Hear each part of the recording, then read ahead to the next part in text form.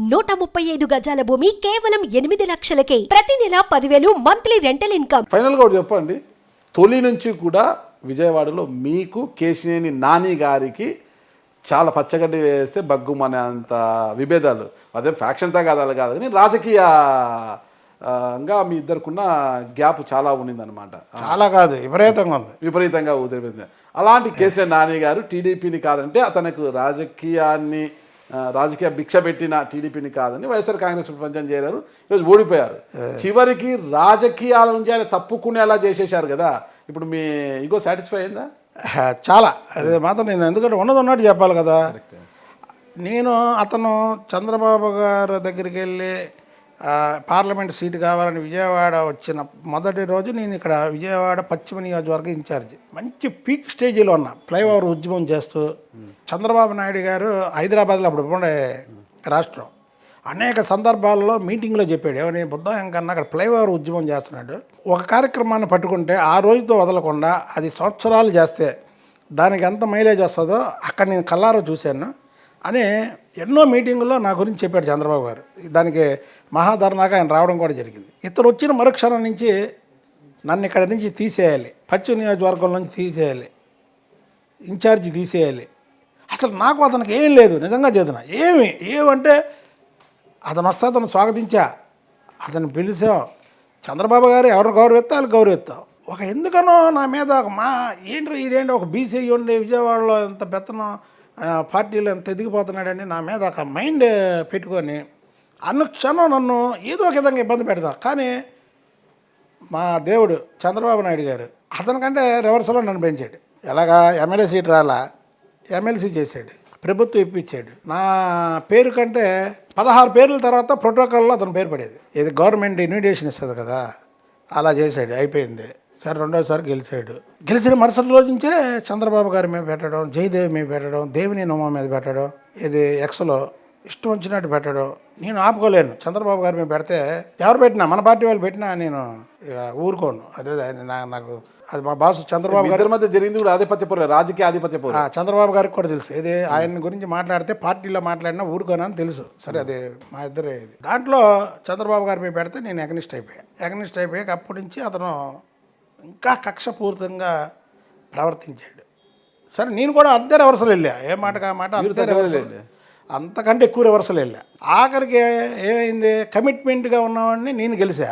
ఏదైతే 2 సార్లు ఎంపీని చేసి వాళ్ళ అమ్మాయికి, అసలు వాళ్ళ అమ్మాయిని మేయర్ పదవికి చంద్రబాబు నాయుడు గారు చెప్పకుండా నాకు చెప్పాను కదా, ఆ బ్లాక్ మెయిలింగ్, వాళ్ళ పార్టీ లేదు, పార్టీ దెబ్బతిన్నుందని బలవంతంగా పెట్టి ఇక్కడ ఆయన ఒక బీసీగా ఎవరికి ఇద్దాం అనుకున్నాడు, చేశాడు.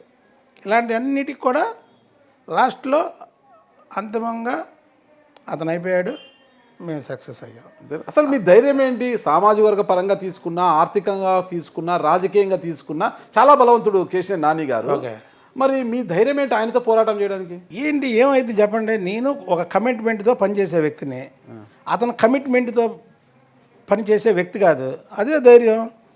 అతనికి భిక్ష పెట్టింది కానీ నాకు భిక్ష పెట్టింది కానీ చంద్రబాబు నాయుడు గారు. ఆ చంద్రబాబు నాయుడు గారిని అతను ఎదిరిస్తుంటే నేను అతన్ని ఎదిరిస్తున్నాను. అప్పుడు ప్రజలు నాతోనే ఉంటారు కదా. ఆటోమేటిక్గా ఈ డబ్బు బలం ఏమంటే డబ్బులు మీకుంటే ఆయన కొంటా ఏందంటాడు. ఇవాళ కులాలు గెలాలి ఇవన్నీ ఏమన్నా నేను చంద్రబాబు గారి గురించే కదా పోరాడేది. ఆ సామాజిక వర్గం అంతా నాకే సపోర్ట్. కేసీఆర్ నాని ఏదైతే కులం అన్నారో ఆ సామాజిక వర్గం అంతా నాకే సపోర్ట్. కేసీఆర్ నాని గారితో పోరాటము, వాళ్ళ సోదరుడు కేసీఆర్ చిన్ని గారితో మీకు చెల్లిమి మళ్ళీ స్నేహం ఉంది. ఏంటి అసలు తేడా? చెలివి అంటే జగన్మోహన్ రెడ్డి ఎలాంటి సైకోనో అంతకన్నా సైకో కేసీనేని నాని. మీరు ఇప్పుడు చెప్పారు కదా షర్ట్ గురించి, ఈ షర్ట్ ఎత్తు వారవలేడు, అలాగే సొంత తమ్ముడు ఎదుగుతుంటే చూడలేడు, వారవలేడు. ఆ కేసీనేని చిన్ని గారిని కూడా చాలా ఇబ్బందులు పెట్టి, ఏమంటే ఎంపీ స్టిక్కరు కారుకు పెట్టుకున్నారు, ఎవరిదో ఎంపీది పోనీ పెట్టుకున్నారో లేదో తెలియదు. చిన్ని గారి మీద కేసు పెట్టి తప్పుడు అన్నదమ్ముల మీద పోనీ, మరదల మీద ఎవరైనా కేసు పెడతాడండి? హైదరాబాద్లో కేసు పెట్టి కాదండి, మరదల మీద పెడతాడా కేసు? పెట్టారు. ఎవరైనా మరదలంటే బిడ్డతో సమానం. సరే మనకే అన్నదమ్ముల్లో గొడవలు ఉంటాయి, సరే అన్నదమ్ములు గొడవలు ఆడుకుంటారు, సరే అవుతారు. మరదల జోలుకో అది వదిన జోలుకో ఎవరైనా వెళ్తారు? ఎవరన్నా బుద్ధున్నవాడు వెళ్తాడా? వెళ్ళడు. కాబట్టికి శత్రువుకి శత్రువు మిత్రులాగా కిడ్నీ నీరు కలిసి గేమ్ ఆడాం.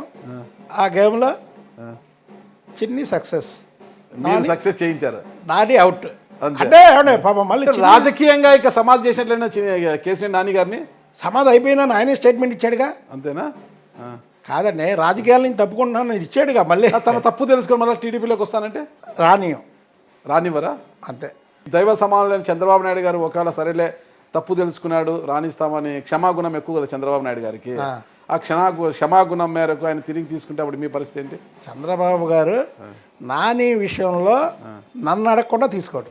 సుమన్ టీవీలో మీ పర్సనల్ అండ్ బిజినెస్ ప్రమోషన్స్ కోసం కింది నెంబర్కి కాంటాక్ట్ చేయండి.